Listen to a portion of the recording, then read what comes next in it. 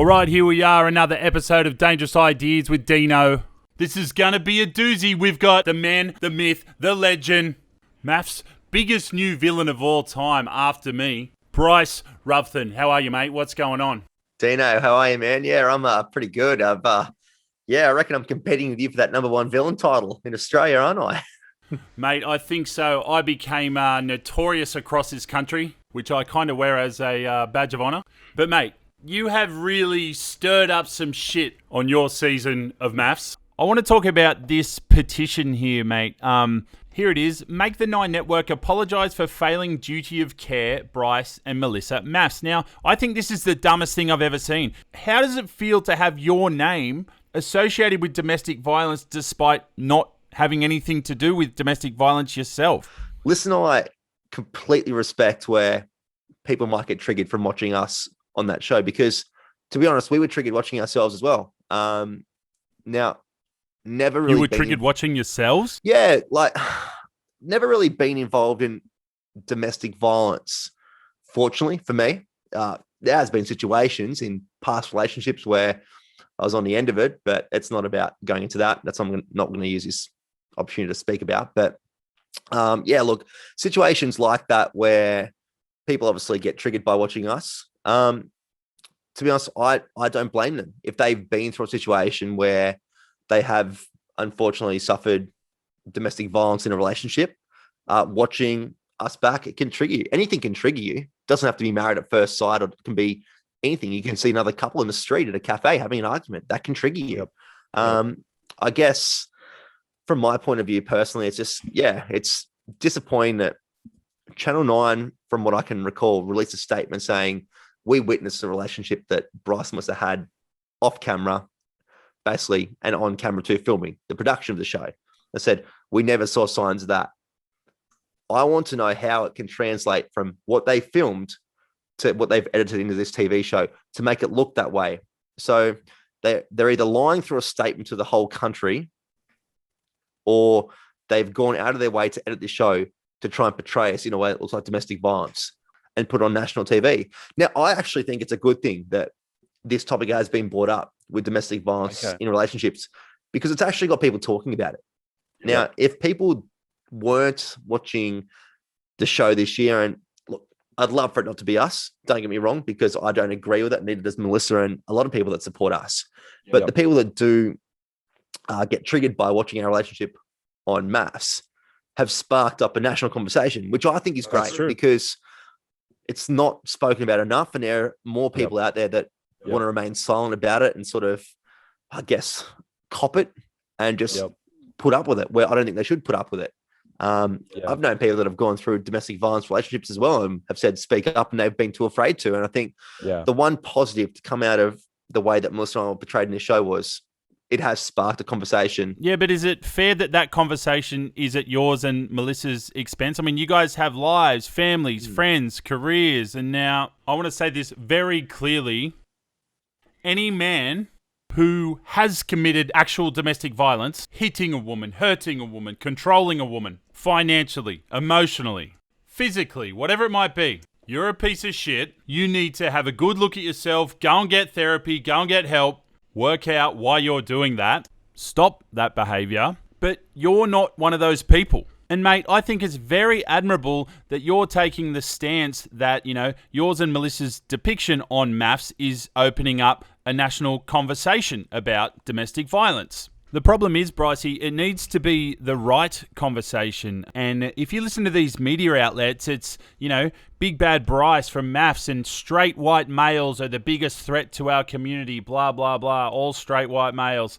And you know what? It's not actually true. When you do look at these studies that the feminists all want to wheel out, and they whip out these statistics, like the one they love is one woman is killed every 9 days, and okay, that's terrible. And, our society should be working towards a situation where there's no partner violence and no murders. But, one man is killed every 29 days as well.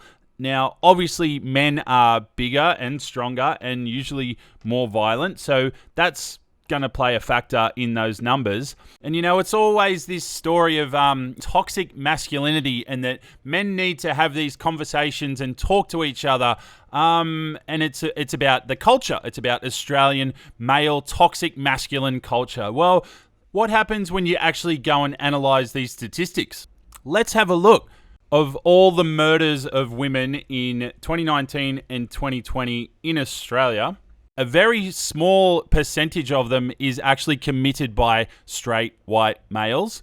The large percentage is committed by not straight white males. Some of them are committed by family members, other women, and then you get to sort of domestic violence, intimate partner violence. And the numbers within the Indigenous community are pretty astounding. Now, obviously, I have a massive amount of respect for the Aboriginal community and I wish them all the best. And I know there's, challenges involved within that community. But take a look at this. Indigenous people, I think it's especially women, but Indigenous people are 32 times more likely to be hospitalised from intimate partner violence. 32 times.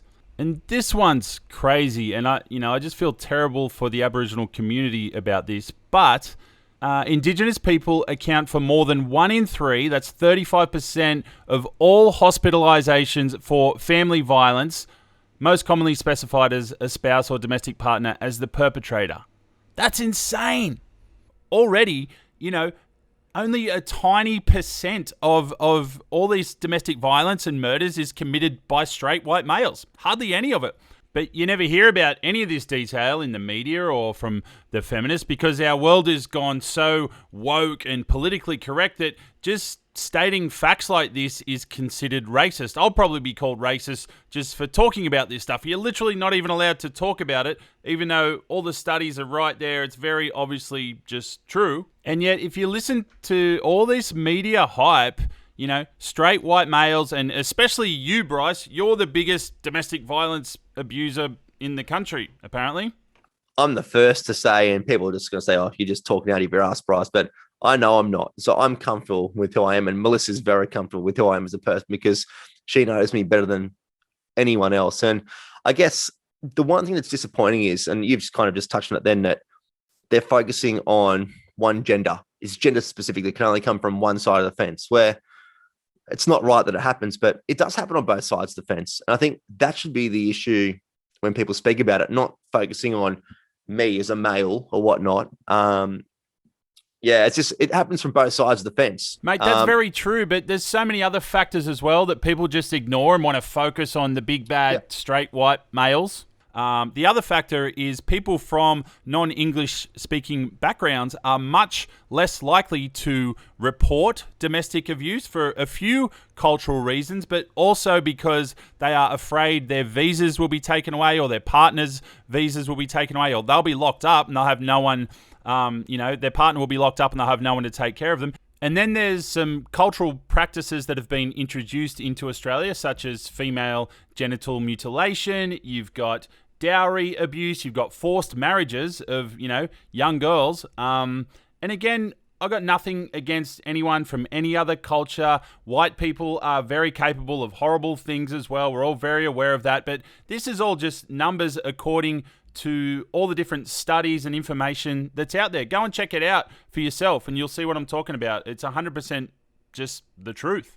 Anyway, read this one. This one's crazy. The rate of hospitalization for assault by a spouse or domestic partner based on the remoteness of where they live. So you got 386 per 100,000 people living in very remote areas, 145 per 100,000 people living in remote areas, and only 12 per 100,000 living in major cities. 12!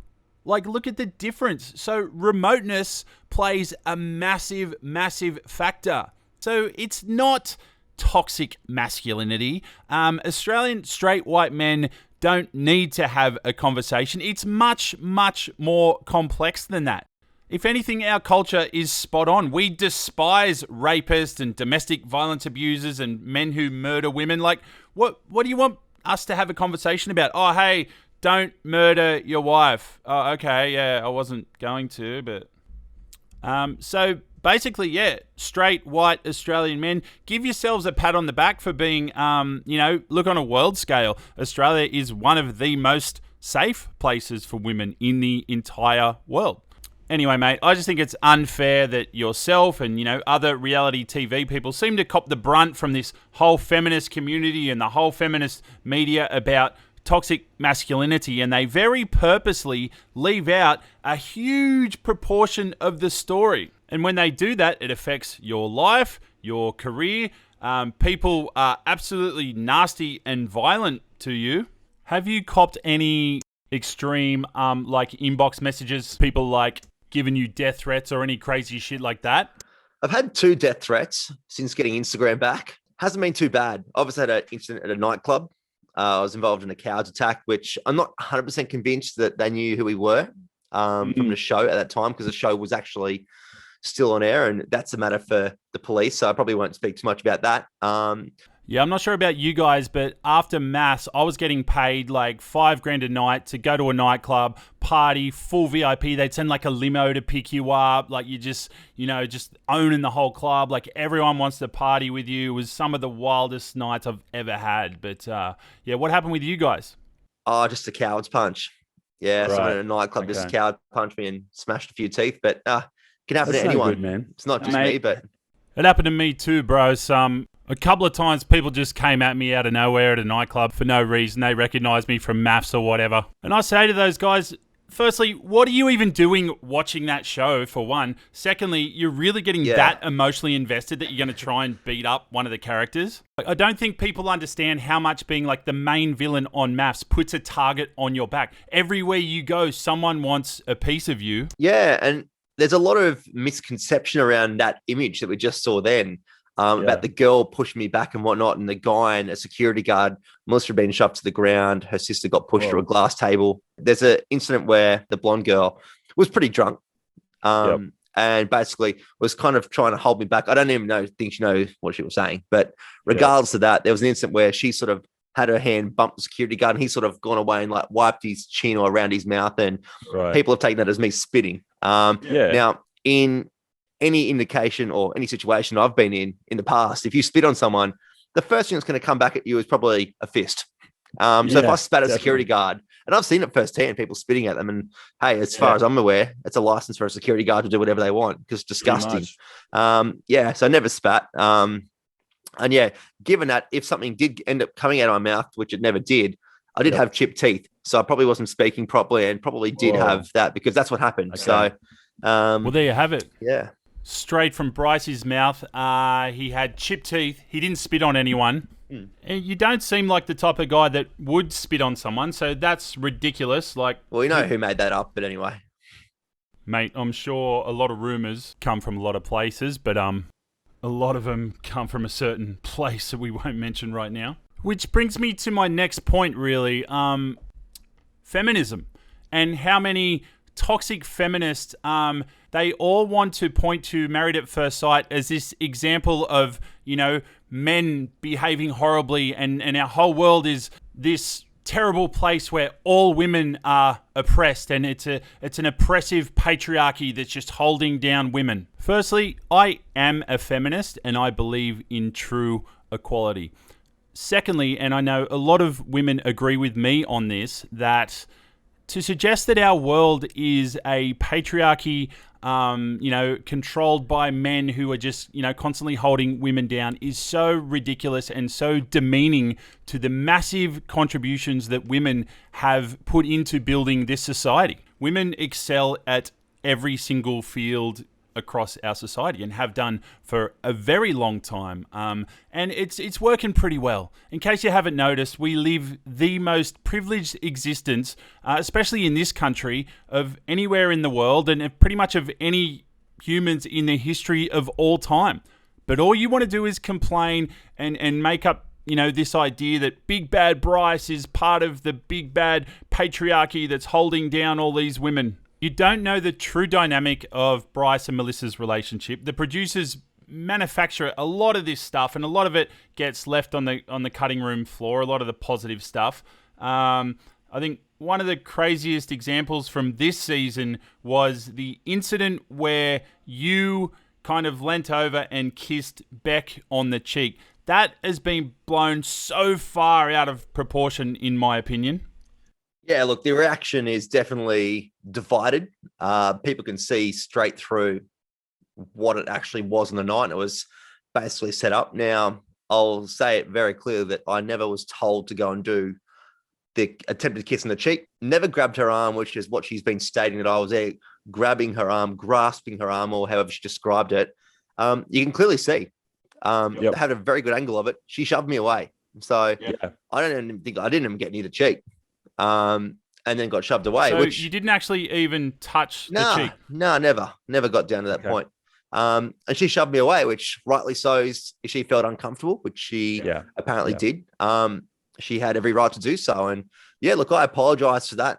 I guess it all stemmed from me calling out Rebecca's behavior towards Melissa. There was a lot of comments at the start of the experiment, which were never shown at the Hens night, and then at the first dinner party and the second dinner party, when Melissa actually did have a go at Beck for those comments, but never once was shown because it didn't fit the storyline of Melissa being a shy, naive female. And obviously we've seen Rebecca here with the fake tears. And I'm glad they actually showed me here saying, you're here for Instagram likes, you're fake, because that's all. Like, you can even see there, like, it's just, she's an actress. I think you'll be the first to agree with me when I say you shouldn't have done it. It was a mistake. It was a bit inappropriate. You did invade her personal space. Oh, it's wrong. Yeah, man. You did very clearly apologize and have admitted it was wrong.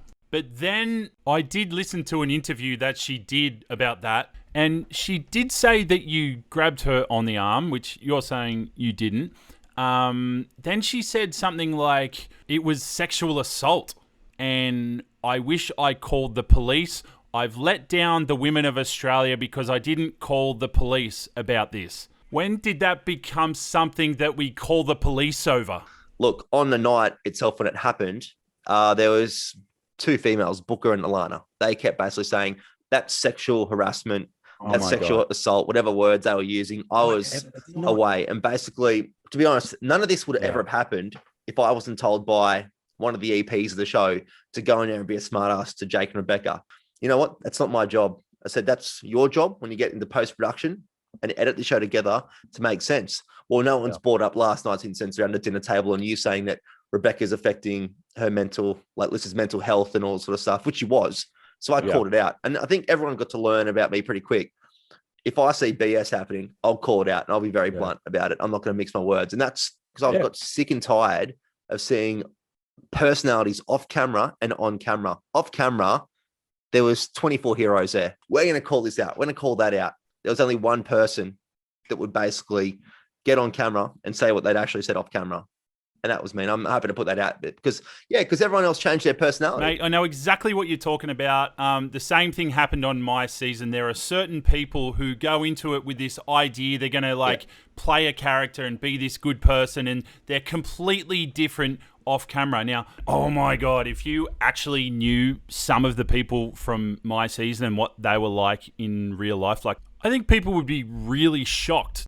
Now, Brycey, I want to talk about a certain website called the So Dramatic Podcast. They seem like your biggest fans, those guys at So Dramatic. They're obsessed with me. Hey, I'm a bit worried because there's not much else going on in the world, apparently, according to them. Apparently, you're the biggest problem in the world, and they've devoted their lives to harassing and bullying you.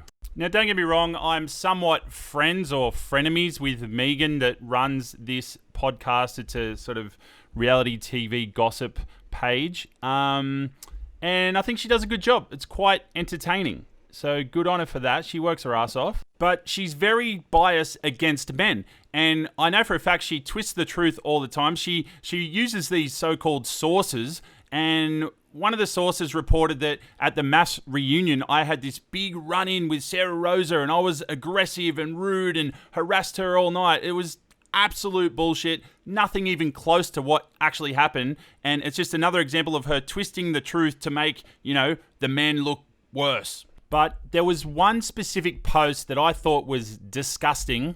Just check the language like it's some huge, massive crime. Like, Bryce is the perpetrator, and it goes on, but down the bottom it says, whilst downplaying the victim's suffering, this is why victims are scared to report abuse. This is perpetrating rape culture. This is perpetrating rape culture.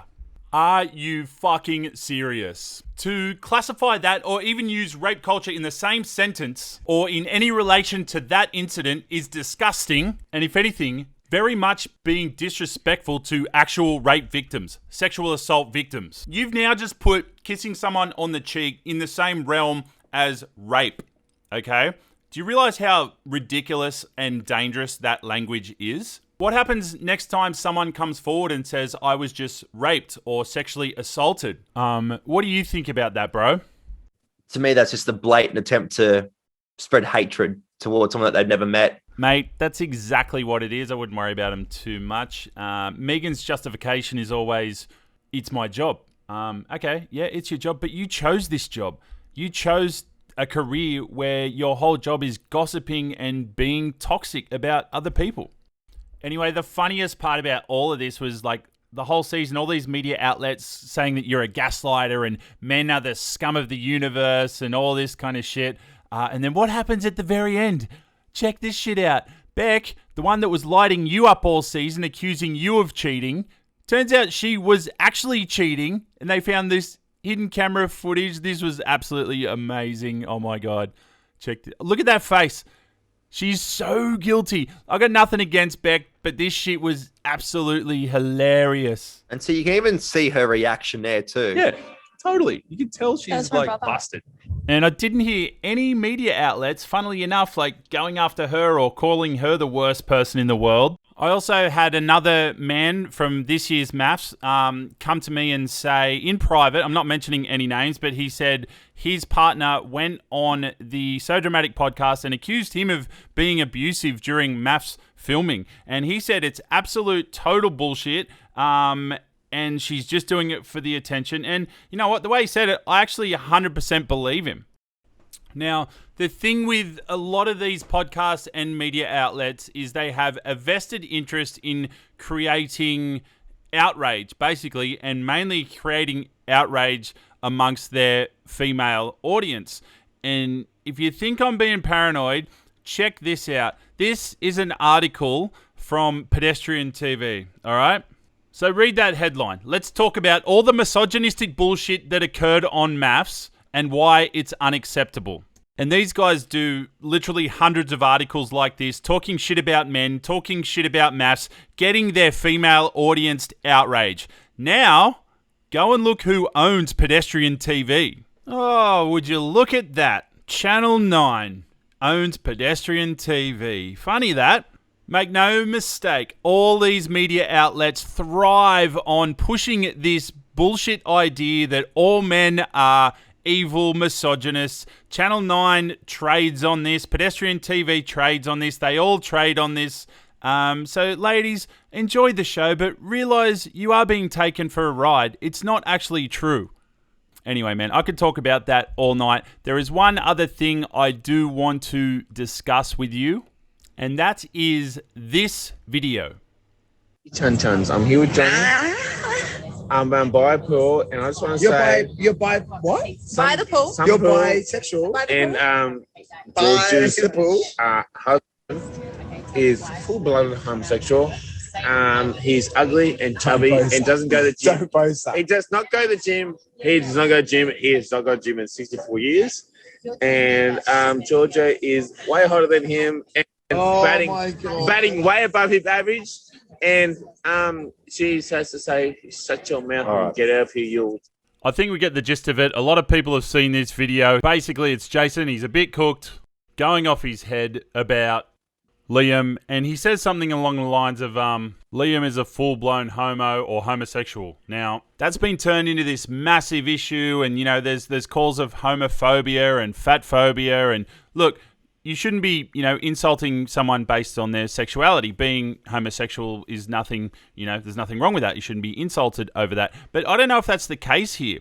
I think Jason is just sticking up for Georgia over, what Liam said to her. He said some sort of nasty stuff to her at the final dinner party. And I think Jason is just saying, Liam's being fake. I don't think the insult is that Liam is a full-blown homosexual. I think the insult is he's saying Liam came on the show as a full-blown homosexual man, but made up this story that he's bi to get on the show, and you know, that he's lying about that. I don't think it's necessarily a homophobic slur. Yeah, it was a day or two after moving out and whatnot, and so it was obviously still very fresh in Georgia's mind. And look, we all saw how Georgia reacted. She was shattered, and to be fair, I don't blame her. I watched it back on TV for the first time because I wasn't at a dinner party, and look, I feel for Georgia because, look, hearing that was a very hurtful thing to say. As people said to me, you should have done a white lie about looks or about rankings tasks with photos and whatnot. Yep. You said it. What? Did Liam say the right thing? Was it appropriate? I think that he could have delivered it a lot better. You can have that. There's nothing wrong with having that opinion. If you don't think that they're going to get along with your family on the outside, he's entitled to that opinion. Yeah. Mate, if he thinks that's the right way to go, then so be it. But I think there's a way he could have delivered it a lot better. He was very direct with it and made sure that it hit home to Georgia, which it did because it made her emotional. Yeah, I thought it was pretty harsh, man. I thought it was pretty unnecessary. But I just want to reiterate, you know, Jace, ask you the question, is Jason homophobic? No, not at all. Not at all. I know he's got gay mates in Brisbane. I've met some of his mates that are gay. We've been out in Brisbane. So was that a homophobic slur, or him just saying that Liam is being dishonest about being bi? It depends how you take it. I think it's up to individual opinions. Personally, I just think it was a stupid thing to say. And I've said this to him as well. Well, there is this other video, which is Georgia. It's a leaked bit of footage from during that final dinner party. Check this out. Liam admitted to Johnny that he hasn't actually been signet. So for him to be coming in so hot and heavy about homophobic comments and whatever else was said, hang on. And there wasn't actually any homophobic comments made. Like, yes, Jason used the word homosexual. That's not a homophobic comment. That's actually a correct term. That's so interesting. So Georgia says Liam hadn't even seen the video, yet he comes in and goes all hot and heavy about being the victim and, you know, being the victim of homophobia. She also says that there is no homophobia in the video, which I agree with. Anyone like this absolute muppet, Abby Chatfield, who comes out and has a big whinge about it, and, you know, it's all homophobia, and she loves to be seen as sticking up for the poor, oppressed, you know, bi guy. And Liam, mate, again, I got nothing against you, mate, and I hope, you know, you don't cop any homophobic slurs. That's fucked up. I don't condone homophobia at all. But there was rumours going around that Channel 9 was actually looking for a bisexual male for this season, and that they approached a few men who were more gay, and Channel 9 asked them if they could pretend to be bi for the show, and they said no. That's an unconfirmed rumour that I heard.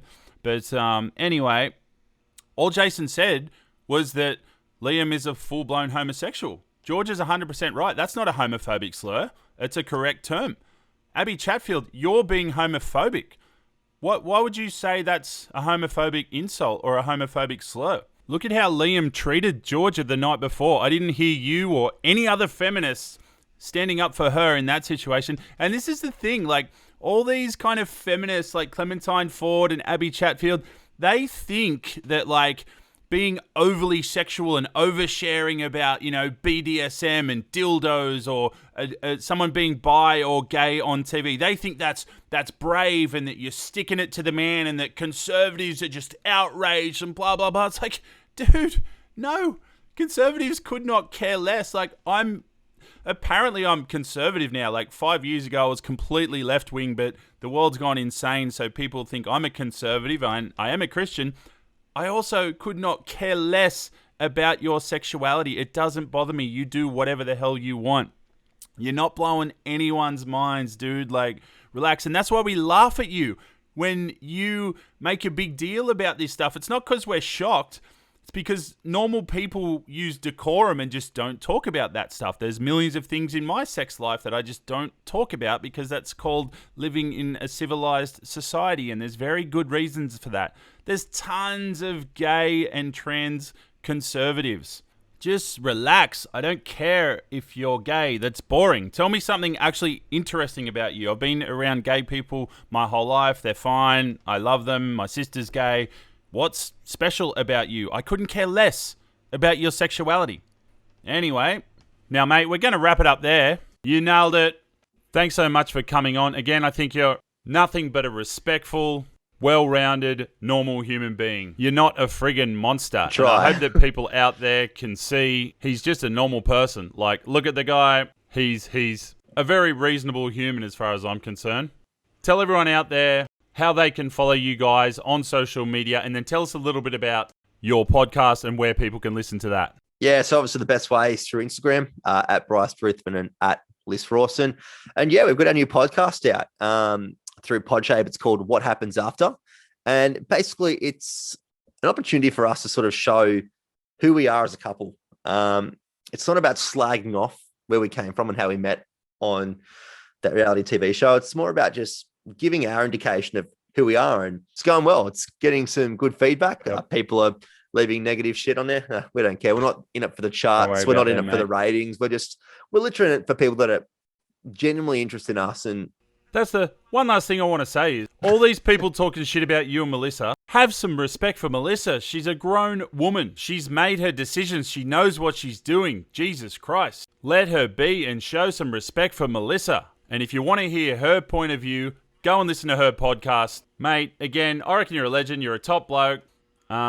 We all make mistakes, but I think everyone deserves their chance to explain themselves and where they come from. And you just done that, mate, and you've shown the world that you are a very normal, respectful human being. So good on ya, and thanks for doing the show, mate. Well done.